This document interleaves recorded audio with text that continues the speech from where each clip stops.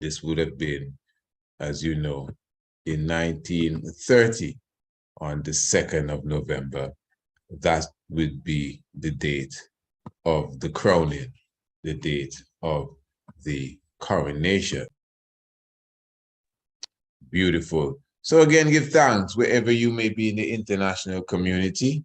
Just a great joy for your presence. And once again, you know, I got to remind you that it is Thursday, this Thursday, family. It is the 3rd of November.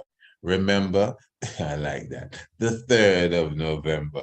Remember, the main thing here, more than anything else, is that you got to be on Radio Anu on the 3rd of November for the whole day. It is a day of celebration. We are celebrating many things on that day. We are celebrating the coronation of the great Emperor Menelik II. We are talking about the great Haile Mariam, the very same Menelik II, who was coronated the 3rd of November 1889. And of course, still in celebration mode as we're celebrating the 92nd anniversary coronation of Emperor Haile Selassie I, you know. But at the same time, we're celebrating the resurrection of Radio Anu. So our Patrons Day really is around these different levels of celebrations and more celebration that I will be talking about even tonight. So celebrate with us, family. Just make sure you're in the house. We have a wonderful all-star cast that will be with us throughout the day. Let me just put you in order here.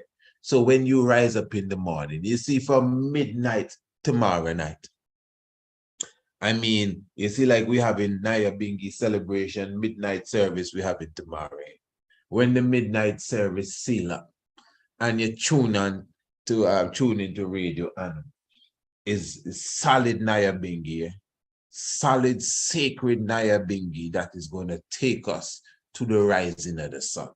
So if you want to be up with I, because I'm going to be up Rastafari, you know, remember this is the Caribbean.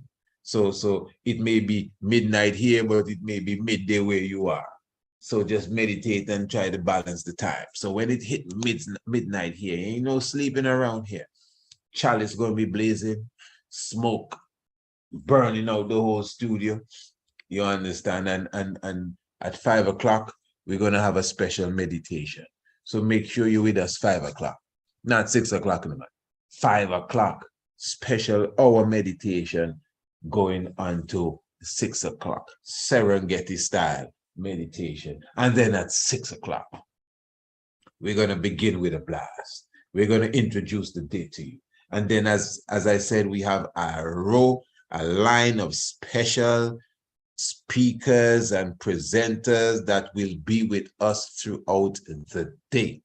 Okay, we have the Honorable Priest Richie. I'm talking about Kes Westmore. He will definitely be with us on Patrons Day. I'm looking forward to the Honorable Dr. Ras Wayne Rose. He's definitely going to be passing through and giving his $2 million worth of information for us. Some people like to give 2 cents, but I know the brother is not cheap at all. So he's going to give us $2 million worth of information. Listen, family, brother Dr. Ken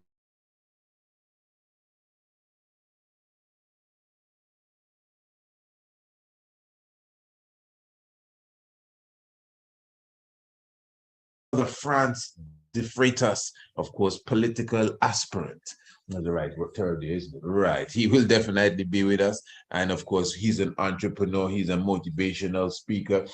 He's an individual that is doing a lot in the community and for the upliftment of the youth. So his input will be definitely something that we're looking forward to. Honorable Brother Ankoma the Dread will be there with us as well. And of course, you know, his insight is always deep. On that day, we're going to be having a very special a very special youth university with the Honorable Princess Acacia and the Honorable Prince Alamase. That will be starting at 4 p.m.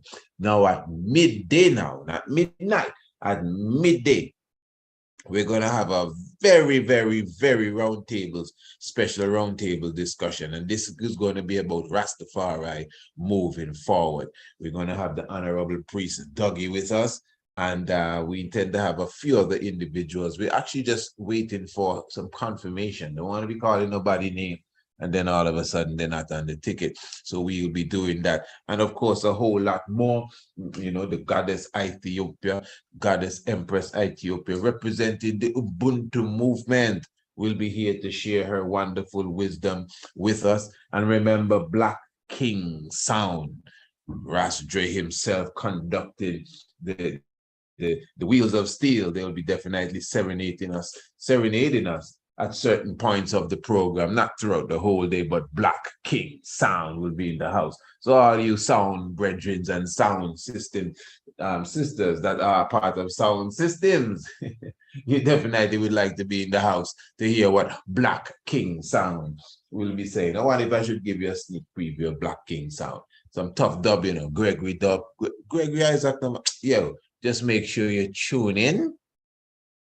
You have any Gregory dub in your thing? Just make sure you tune in and hear what Black King Sound, straight out of what Dudley is saying. So anyway, family, it's going to be just a wonderful day. Just make sure you stay with us. We have other special ones who will be there. And of course, the whole day will be hosted by myself, Honorable Priest Isaac, and the Honorable Empress Naya. It's going to be such a beautiful sit down and a beautiful meditation for us all as we go through. So what I'm going to do as we go more into the program, before we seal up really this evening right here on Radio Anu, I will give you a bit more information on you know what you are to look forward to on Patriots Day, the 3rd of November. And of course, I just got to remind you, a petty man. Just taking a sip of some juice there, family. Oh, beautiful. Some what they call raspberry juice. I think in your parts they may refer to it as gooseberry. I'll stick with the raspberry. Yeah, the ras is the one drinking the juice here. All right, family. So give thanks. Now, today is a very special day. You know, and as I said, we're leading up, going straight into, of course, our Patrons Day, which is really a part of all the celebration that I'm going to speak of now. And remember, let me just be clear here. Remember, on Patrons Day, we have a target. I'm not moving without saying that. We have a target that we need to meet on that day, straight up. And I'm looking for those who are with me to step up. Remember, we are our target, the budget of our essay competition for this year. This is the 10th annual family essay competition, the 10th annual essay competition and African History Month essay competition. Although this is just the second of the annual events as it relates to Patriots Day, but we are doing it again. And we pray and hope that this time around, we can hit our target and we can raise the money for the budget of the essay competition. Family, the essay competition is a big thing. You understand? That's why the budget is $12,000. And in reality, it can be much more than that. But it is just the way that I personally scale down the budget. Remember, we're talking about enticing children, you know, to learn about the Afrocentricity in a sea of nothing else but corruption and anything that can keep you away and steer you away from Africa. So it takes resources. It takes finance to dig into the system to fish out enough of them children. And one of the baits that we are using, there are other baits, but we decide to use the essay competition plus other things. You see, this is it, you know, family. All of us can do this here. Every one of us can find some initiative to reach out to our people, our children specifically, to at least psychologically get into their mind so that they can find some level of appreciation for their Afrocentricity. That's the reason for this, family. That's the reason for this. I'm speaking from my heart. That is the reason for this. So we all can do something, even if it's to go to a school and talk to the children. Go to the school and talk to the principal and say, hey, listen, my name is so-and-so, I'm an engineer, but hey, I know some African history. I'd like to come to your school once a month and speak to the children. Okay, let's work it out. I mean, you just got to put an effort into it, you know? So no offense, been there, done that. So now we're thinking a bit bigger than that. That is why we come to you, our family, those who we believe. I hope I'm not wrong. Those who we believe have the same interest in heart as us. Okay, that's why we do what we do, you know. It's not for fun or nothing else, you know. It's not for anything else but to make sure the African liberation struggle continues and we can add to the battle for our freedom. And you got to get to the mind of these youths, and you see how their pants dropping down and all of them showing their underwear. They need help. They need help. But anyway, I don't want to go too far into that right now. So I'm just encouraging you, family. Those of you who know you can, you know, we are looking for your support on that day.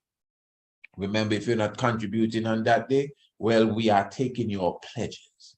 So we're looking for you to pledge during that day, the 3rd of November. You can do it before, you can do it now. You can say, hey, listen, brother, I'm pledging my $50, $100, $150 now. You're going to get it whenever you think, the end of November, can't get it until the middle of December. It's all right, but we just want to know you're with us. Because remember, you know, February is the essay competition. We're not going to wait until February, you understand, to make sure we collect all these gifts, make sure we put everything in order for the promotion, to make sure that the youths get on board, write their essay, win their prizes, and get closer to Africa. You understand? But anyway, as I said, when we seal up, I will give you some more information as it relates to that. And of course, remember the PayPal and even the Cash App can be used for those the pledges that you're going to fulfill. So I was saying now, actually here in Antigua today is the 1st of November. Well, it's the 1st of November everywhere, really. But here in Antigua, it is Independence Day. In fact, it is the 41st anniversary of our Independence Day. I gotta sip a little more of this juice again, eh? Rastafari. Just bear with the tiger a second. Very good. Wonderful. Whew. Garvey. So we're celebrating here in Antigua 41 years of emancipation from colonial domination, really. And not emancipation, but independence. Yeah, I guess emancipation is something else. But anyway, there's a popular calypso that is sung here by the monarch, King Shortshirt. And it says here, it's called The Pledge. And the words are, after hundreds of years of slavery and political domination, colonial domination, we are now politically free in an independent nation. Then it goes on to say, the dreams of our forefathers have finally come true. So I'm just checking the stat here. So according to what the song says, after 400 years of slavery and colonial domination, okay, that is true, we are now politically free in an independent nation. Oh, is that so? Then it goes on to say, the dreams of our forefathers have finally come true. Now, when I listen to that song, sounds nice, eh? But I ask myself, Who are the forefathers whose dreams have finally come true now that we are politically free and we can vote in the Westminster system and still swearing an allegiance to the monarch of England? Which one of our forefathers dreamt that dream when they were being whipped on the slave plantation? Which one of our foremothers was hoping for the day that her great-grandchildren could swear allegiance to Queen Elizabeth II if they were to get political office just before they hung her on the oak tree? Which one of our foreparents believed that this system that we live in is the dream that finally came true for them? That wasn't their dream. Their dream was freedom. Their dream was repatriation, international redemption. Their dream was not the right to vote. This is where we have the thing, you know. Oh, well, you know, a lot of people died for the right to vote. None people died for more than that. Civil rights and women's rights. No, that is not the dream of our forefathers. The dream of our forefathers wasn't to drink from the same water fountain from his oppressors. That was not the dream of our forefathers. And all respect to the singer of the song, Sir McLean, Emmanuel King, short shirt, nice tune. But again, we are missing the true essence of the point. Because as I said in another program, I think it was previous Stronging, when we were saying about 20 years ago that, hey, how can we be independent and we still swear to the Queen? Man, everyone was against that. People say, man, you just don't understand. And it's a constitutional monarchy, commonwealth, and blah, blah, blah. And now the same politician saying, well, we're going to have a referendum. You know, we want to vote for the Caribbean Court of Justice and put away the Privy League. We're trying to bring, you know, the final conclusion to our independence. Is that so? Is that so? When we were going to these schools, they never taught us that we were almost independent. Nobody ever said to us, well, children, remember, we're 95% independent. Nobody said that. We were independent people. I'm just showing you. And we received this grand independence on a day like today as such, meaning the first day of November, and that would have been 1981. That would have been the date that Antigua and Barbuda, not Antigua the island, but the nation of Antigua and Barbuda would have received independence. Very good. Now, of course, if you understand the context of Antigua and Barbuda and Heliopolis, pardon me, and the great Mount Anu and just the concept of Anu, you would take every date seriously.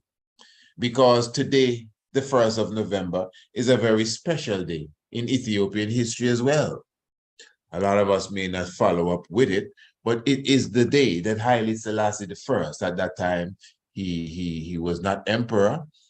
He was already baptized with the name Haile Selassie, but he used the name Tafari. And of course, as a young lad, he got the title of Liege. It's a title, you know. Not just because they little name Liege. It's a title, Liege Tafari. And of course, he received the title of Dideshamash on the 1st of November, 1905. Now, today being the 1st of November, 1905, obviously, would be the very same day that he would have received that title. Now, the title is a title that means the keeper of the door, also the keeper of the gate. And interestingly, he received that title when he was 13 years of age, 13 years and 3 months. Now, we did a program concerning that a few evenings ago. You know, this is funny. I just have to say this. I'm sure many of you remember that program. Yes, we did a program concerning that. And you know, sometimes I think people hear what they want to hear, you know. But anyway, I was reading from the autobiography of Emperor Haile Selassie the First himself. And in the, where's that back? No, he's not close. But it's all right. It's all right. It's all right. I don't need to go for it. I know what it says. In the autobiography, he clearly expressed to us, number one, his writings are from the age of 13. So although he was older than 13 when he decided to pen his autobiography, he decided not to start from really when he was 7. He decided not to start from when he was 9. He said he decided to start the story from when he was 13. Why is this? He also explained that 13 was the time when he, in a sense, the world opened up to him. That's what he said. You know, at the age of 13, this was the time when he would pick between good and evil. This was the time when he was no longer under the authority of his tutors. This is what the king said. I read what the king said. Do you know somebody comment and said, Haile Selassie don't agree with nothing you said? I had to laugh. I said, now how can I respond to this person here? The program was about me reading something that the king himself wrote. And this person says, Haile Selassie don't agree with nothing you say. I said, well. Yes, you got to have your head on when it comes to them things here, brother. Trust me, you know. But just keeping a little joy on that, you know, just, you know, sometimes you have to get a little humor out of ignorance. But what I'm showing you now is that title, the Desh Marsh, is very special.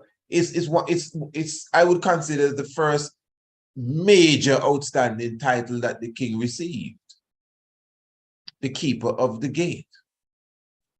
And we as Rastafari, you know, we celebrate the 2nd of November. As Rastafari, we celebrate the 23rd day of July. But there's certain key days that we need to put on our calendar for celebration as well.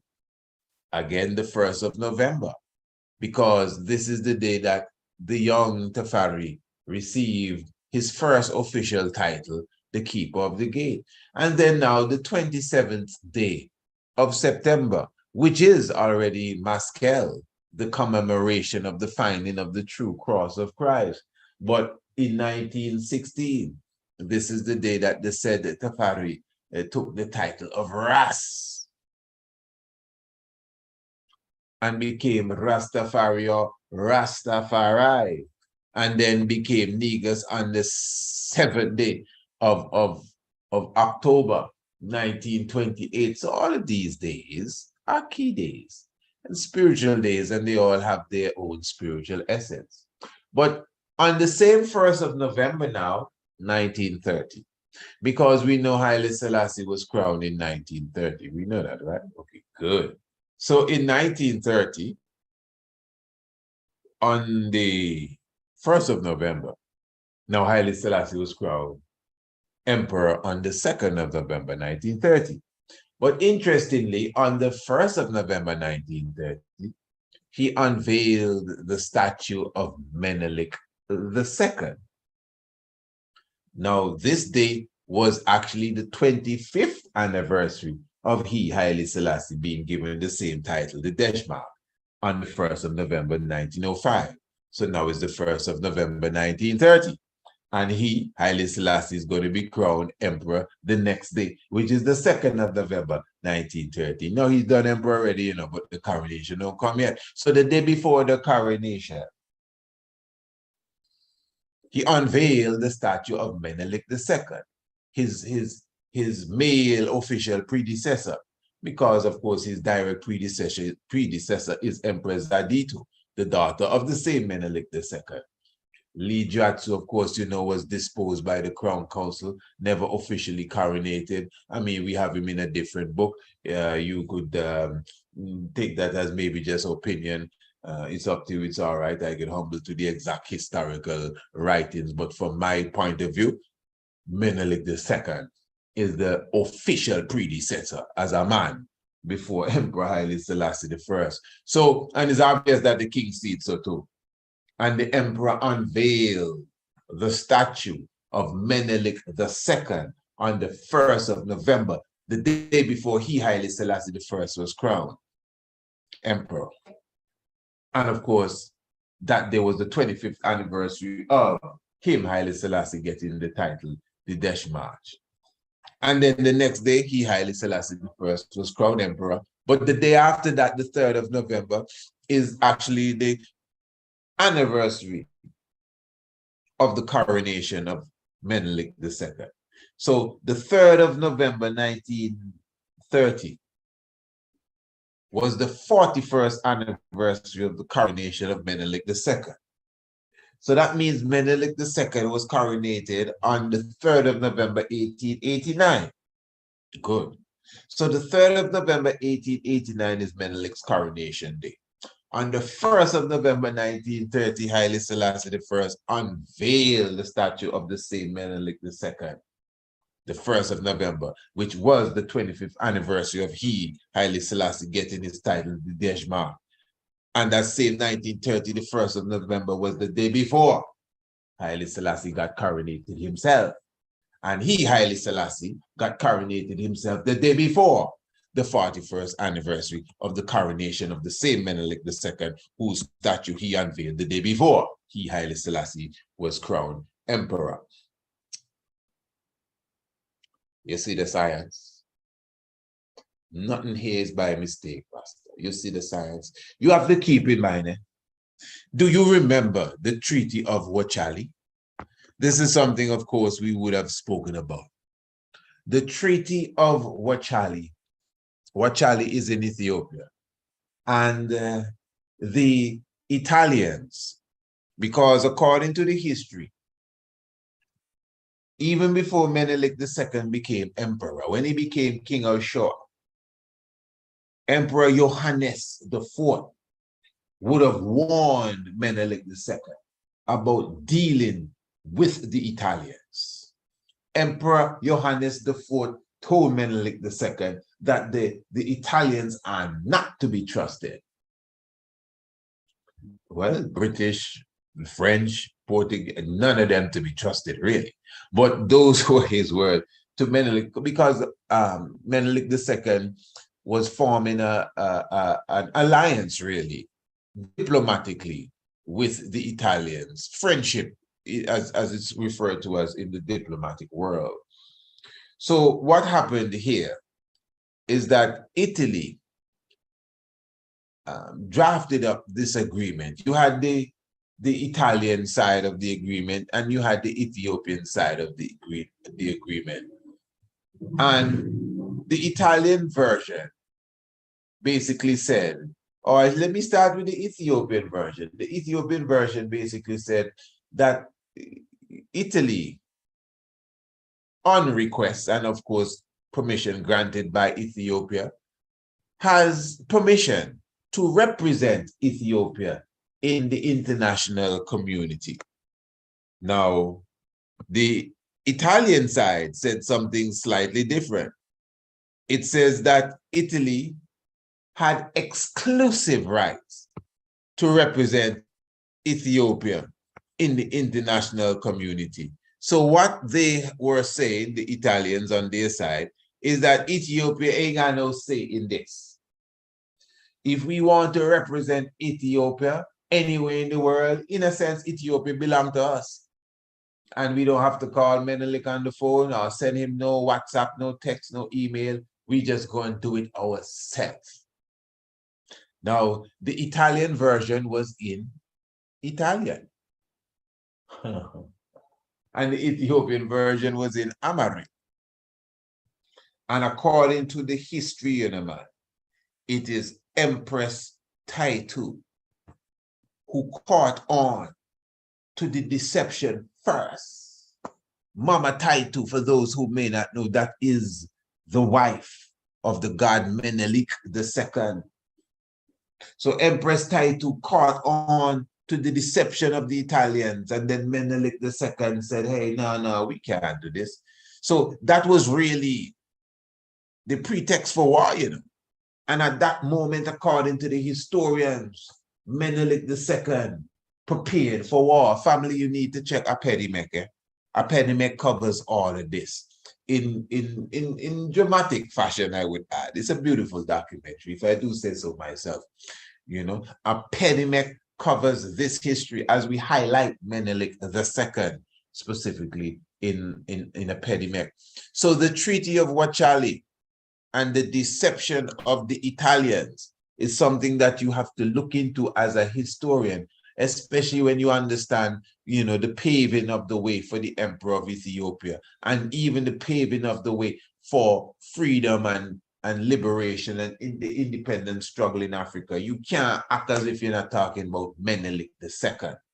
And that is why the emperor would have unveiled the statue of such a mighty warrior, Menelik II.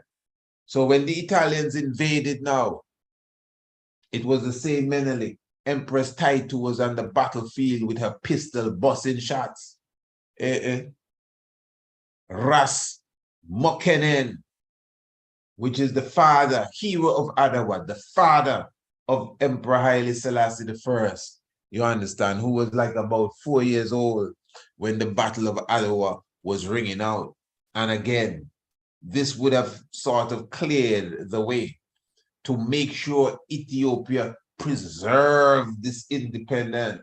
So when Haile Selassie sat on the throne, Ethiopia was respected as an independent sovereign nation, only for Mussolini to try something again. And Italy once more was defeated in the same way they came with more armor, armory and weaponry and all of this stuff, tanks, hundreds of tanks and bombers and all of that kind of stuff, is the same way that their defeat was heavy, in the same way that they came. So again, it's just comprehension too, you know. When you see even the science of the time, when all of this is taking place and the way that it is happening, because we must keep in mind, remember that even when Brother Anko Madrid was with us a few programs ago, not a few programs here in the Tiger's Nest, we've done a few programs with him. So a few programs prior. So not the previous program I did with him. I don't even think it was the one before that. It may have been the one prior to that, African Liberation Day, somewhere along that line. And we were talking about that first Pan-African conference in London, and the whole aspect of the fact that the Pan-African conference was really inspired by the defeat of the Italians, the defeat that the Italians got at the Battle of Adawa. So the Battle of Adawa is not just a textbook story, you know. The Battle of Adawa is an integral part in the liberation of Africa. Let me explain the story to you properly, family. Keep in mind, we're dealing with some people. In 1884, so Menelik not crowned yet. In 1884, these killers had a conference called the Congo Conference. That's what the conference name is. The same conference that we call Berlin Conference. Why call it Berlin Conference? Because that's where it happened. They also call it the Congo Conference. Why they call it the Congo Conference? Because that's where they want to go and carve out. You know, so it became all of Africa. You know, Bismarck and these ones from Germany and the European powers of the day gathered around the table and decided that they're going to carve up Africa like a cake. And keep in mind, again, this is taking place after the emancipation of slavery in the British West Indies and in the United States. So how that can happen? And here, man, I showed you the map previous night. That was on the YouTube though. I showed you the map previous night showing you that when we received emancipation, just check this good, when we received emancipation, there were several kingdoms in Africa. So in 1834, when the black people in Antigua get independence, a good amount of kingdoms was still there in Africa, just sitting down, waiting. The Oro Kingdom, the Homi Kingdom, the Benin Kingdom, the Ashanti Kingdom, and we go on and go on, a few Sultanate and Caliphate, etc. But we had kingdoms. When they got emancipation in 1868 or 1863, pardon me, in the United States, them kingdoms were there. Up until 1880, look at the map, the kingdoms, them still there. So in 1884 Berlin Conference, them kingdoms still there. 12 years after, when Menelik fighting these killers at the Battle of Ottawa, all them kingdom gone.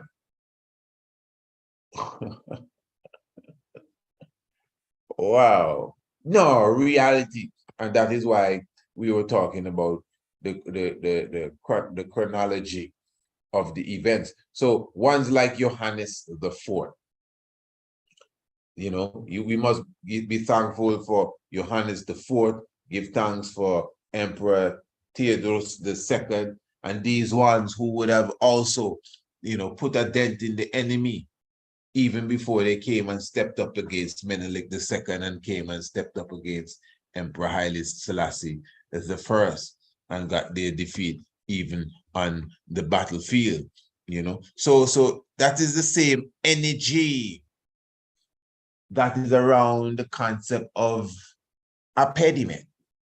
And this is why I'm even encouraging everyone to be a part of the Apedimek live showing tomorrow. So for those who don't know, which I really kind of doubt that anyone that's following me now doesn't know, that not tomorrow, but Thursday evening, we're going to have the official launch of our brand new video documentary.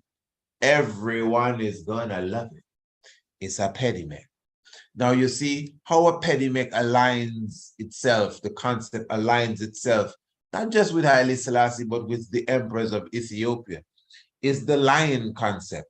Do you know that Apedimek is unique exclusively to the Kushite empires? Meaning that Apedimek is not seen in Kemet, although the Medu nature is shared between ancient Kush and ancient Kemet, as it's one land, Smitawi, you know, but at the same time, Apedimek is unique to Kush and Meroe, etc. So Apedimek, the lion head god, the triple crown lion head god, what stands out is that Apedimek goes on the front line of the battle. So Apedimek is at the front of the war. Haile Selassie I, and this is something that is seriously highlighted in our documentary. Haile Selassie I made it his business to be continually in battle mode on the front line during this war with Italy. When the emperor returned out the so-called exile, is to run on the front line again, man, to start busting shot and licking planes out of the sky. So Emperor Haile Selassie I would have carried that Apedimek spirit, the Lion of Judah. Of course, the Revelations conquering lion, we also pinned that on him as he was crowned officially, the triple crown. Yes, you can, the Lion of Judah, Menelik and Johannes and Zadito as well. The sisters were given that title as well as lionesses. Yeah, so that science of the lion is something that is ripe or rich throughout our anciency in Africa. Let's not even speak about the Sphinx. And of course, the and there are many different sphinx. It's not just one sphinx or Hermeket. There are many different sphinx all over the world. But it's just to show you how important the concept of the lionized specifically is. So even this time of year, the Halloween season, eh? Oh yeah. Because now remember the Halloween season, all of that just interplay with the 1st of November. So midnight, or 1 minute after midnight, the 1st of November, Halloween night, in a sense, you're gone into the science of the Dejmak, you're gone into the coronation of the emperor. What you see, as we said before in another program, I think it's about 2 years ago, what they call Halloween, that's what they call it, but it's All Souls Night, All Saints Night. Some people call it All Souls Night. Do your research. And if you're into any spiritual vibes, you will know that during the time of so-called Halloween, the 1st, the 2nd, and the 3rd of November, this is the time when the portals are open. This is not my philosophy. This is just what it is. That is why Halloween is seen as an important, that's right, Halloween is seen as an important event, you know, even coming from a European culture. So ones will consider, that's why the trick or treat thing is so important, than dressing up like skeletons and ghosts and all of that, because it's the night of the dead. At least some people have branded it that, because that's where their mind is. So the portals are open, inviting evil spirits. But the portals can be inviting other things. It doesn't have to be evil spirits. Because again, interesting, we as Rastafari and conscious people have celebrations right around that same time, right around the 31st of October. I'm telling you that the portals are still open even now. And what are we celebrating? Not Halloween. They're celebrating Halloween. We celebrating the Deshmark, the King of Kings becoming the Deshmark, the keeper of the gate. We're celebrating the statue of Menelik II being established. All of this on the 1st of November. Haile Selassie knows what is going on. We're celebrating the coronation of the same Haile Selassie, 2nd of November, 1930. And we're still celebrating the coronation of the same Menelik II, the 3rd of November. And these are all days that fall into the same period, that according to the occult world, I know a lot of you don't like to hear the word occult, it just means science unknown to many. But anyway, in the occult world, these 4 days, this ain't me saying so, they didn't highlight Haile Selassie in the book, they didn't say anything about Menelik, they just say that these 4 days, from the 31st of October going to the 3rd of November, are seen as spiritual days when portals are open, inviting spirits too. Inviting spirits. So look on ye your Emperor Haile Selassie, being coronated at a very unique time, when it's considered in the esoteric world that portals are open, inviting spirits. And they don't have to be them melancholy spirits. It could be upful righteous spirits, which is the coronation of Menelik, the coronation of Haile Selassie, the title of the Deshmark, and the unveiling of the statue. Yeah, man. Holy Manuel, Selassie, Jah, Rastafari. So the celebration of the coronation of Abba-Degnew, same Menelik II, is on the same day as Patreon's Day. So we are definitely looking forward to your presence with us again on Patreon's Day. As I told you, family, all you have to do is make sure that you are right here with us on Radio Anu on Patreon's Day. Let me say that the special roundtable reasoning that we will have at 12 midday, we intend to stream that live on YouTube. But family, you cannot come to YouTube and Facebook to get Patreon's Day. You have to come to our platform. Family, it takes work to establish that platform and to keep it there. So let us respect the platform for that day. Don't look for us on the YouTube. Come to Radio Anu. That is where the action will be. Again, we will be streaming the round table discussion at 12 midday on YouTube. But of course, family, we need you to be on Radio Anu from 5 a.m. on the 3rd or even before. In fact, no, don't leave. Yeah, from 5 a.m. the morning, the uprising, going throughout the day. Beautiful guests that will be coming in to share with us their expertise. Of course, we will be having specials throughout the whole day. You got to be there so you know what to do. Prices slashed on almost everything. So look, our books, for example, the bundle of books is $50. You could get them 3 books for $25 that day. Imagine that. You can get any of our documentary except a Pedimac for $10 on that day.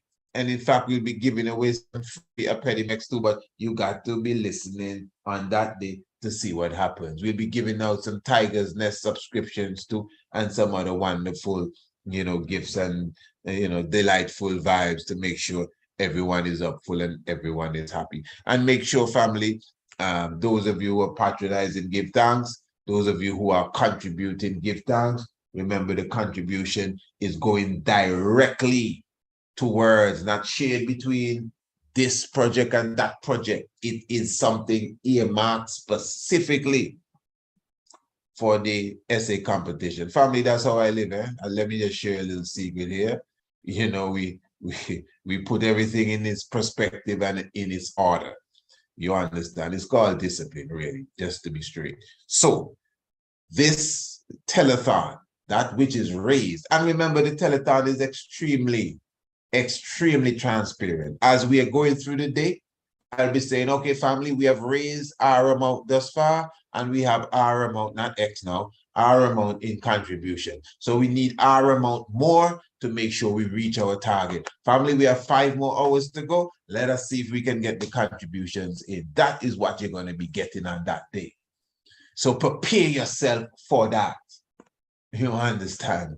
And I'm looking forward to those who will be making their contribution. It's $12,000 we have to pay, family. So we can do it. And we want to buy shit. And we want to raise empire. And we want to open hospital. And we want to open school. And we want to open factory. And we want to make brooms. And we want to sell wine. And big factory and employ thousands of people. Well, family, we have to show ourselves that we can come together and start somewhere. As I said, as simple as it seemed, 12 people giving $1,000 each is $12,000. You may say, oh, that's a lot of money. Yeah, it's a lot of money to you. It's you, whatever level you have yourself on, it's a lot of money to you, but that's not, everybody don't have that same cry. Everybody don't have that same cry like what you just said.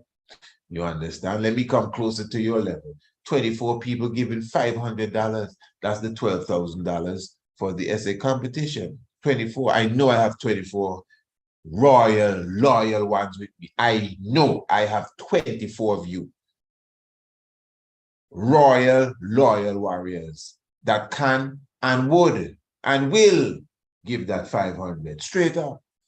Let's break it down more. 48 giving 250. We can break it down more than that. We can come down to 125. That's about 90 something people. And we can come down and down and down and down as they want to go, something like that.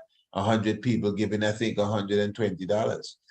100 people giving $120 each. You're going to take about 200 and something people to give $50 each to give us to that $12,000 mark. But that's not a problem, because I know we have the quantity of people. Man, we have hundreds and thousands and all kind of things with us. And these hundreds and thousands can put up $50. You don't have to burden no extra person. You understand? Those of us collectively, we can put up 50. You yourself, if all my soldiers would decide that, hey, let's work with the 50. I know for sure we hit that target, we'll double that target. And if we do, I'm telling you, we'll do the international essay competition this year as well, one time, family. So I think by now, my listeners have a good idea of why we're doing this and what it is all about and what to expect and what we expect. So enough said. I ain't gonna say too much more about that this evening. I'm just giving thanks for your presence.